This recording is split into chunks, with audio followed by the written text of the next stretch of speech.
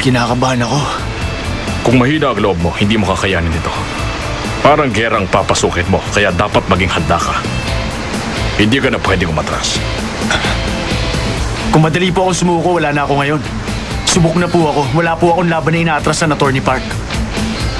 Kailangan harapin ko to. Alam kong dapat maging matatag ako. Mas matindi ang laban na ito kaysa sa iyong inaasahan. Opo. Alam ko po yun. Handa na po ako sa kanila.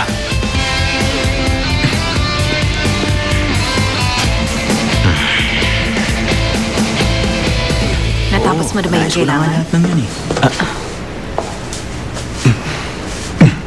Good morning, sir. Kanina pa namin kayo hinihintay. I'm Eunicio, your personal assistant. Hello po, sir. I'm Julius Cha, your deputy chief. Lahat ng kailangan mo, iutos mo lang. Susundin nila yon. Talaga? Hello mga assistant! Ako si Kim Tak-gu. Hindi yun dahil sa magaling ako sa ping-pong. Ang pangalan ko, mataas sa tagapagligtas. Yun ang ibig sabihin. Inaasahan ko kaalagaan niyo ako mabuti. Sorry. I'm very sorry, sir. Mga subordinates mo sila. Hindi sila komportable na tinatrato mo sila na kapantay mo. Ganun ba? Umakyat na tayo. Opo.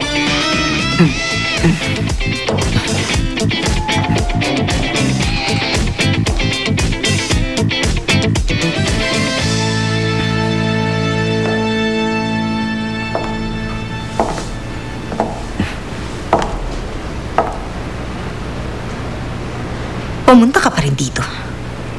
Akala ko mahihiya ka. Hindi po, Madam Sandra. Sinabi ko na babalik ako. At gagampanan ng tungkulin ko, di ba? Paano kung hindi ako pumayag na pumasok ka ng kumpanya?